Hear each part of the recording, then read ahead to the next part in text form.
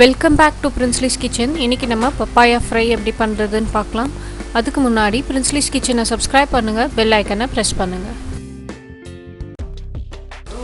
First பப்பாளி காயை இந்த மாதிரி க்யூபாக கட் பண்ணிக்கோங்க. மஞ்சத்தூள் கொஞ்சமாக ஆட் பண்ணிக்கோங்க. Red chilli powder 2 table spoon அளவுக்கு ஆட் பண்ணிக்கோங்க. பெப்பர் பவுடர் ஒரு 1/2 டீஸ்பூன்.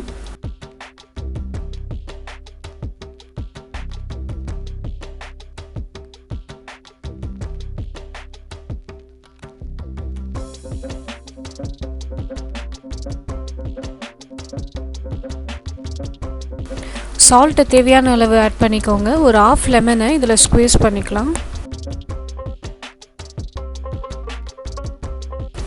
இஞ்சி பூண்டு பேஸ்ட் ஒரு 1 டீஸ்பூன் அளவுக்கு ஆட் பண்ணிவிட்டு கார்ன்ஃப்ளவரை ஒரு 3 டேபிள் ஸ்பூன் ஆட் பண்ணிக்கலாம் பைண்டிங்க்காக.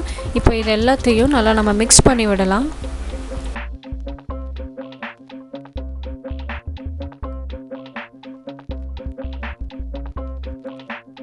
நம்ம ஆட் பண்ணியிருக்க மசாலா எல்லா பீசஸ்லையும் கோட் ஆகிற மாதிரி நல்லா மிக்ஸ் பண்ணி விடுங்க.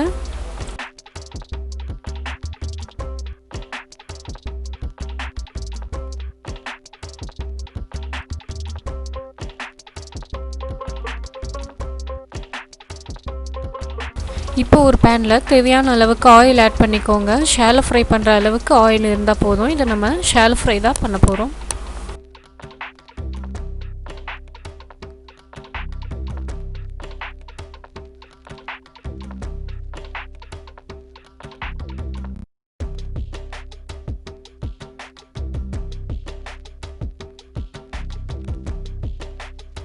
நம்ம ஆயில் ஆட் பண்ணி ஒரு 5 மினிட்ஸ் ஆனதுக்கப்புறமா அந்த சைடும் திருப்பி விட்டு நம்ம ஃப்ரை பண்ணி எடுத்துக்கலாம்.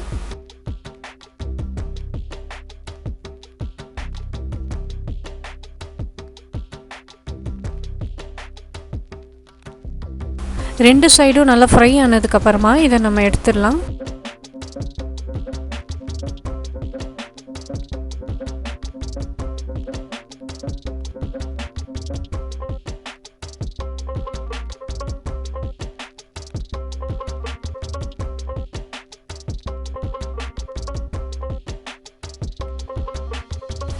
இது பப்பாளி காய்ன்றதுனால லைட்டாக ஸ்வீட்டாகவும் நம்ம காரம் ஆட் பண்ணனால அந்த காரமும் சேர்ந்து ரொம்ப நல்லாயிருக்கும். கண்டிப்பாக உங்கள் வீட்டில் இதை ட்ரை பண்ணிவிட்டு பிரின்ஸ்லிஸ் கிச்சனுக்கு கமெண்ட் பண்ணுங்கள். தேங்க்ஸ் ஃபார் வாட்சிங் பிரின்ஸ்லிஸ் கிச்சன்.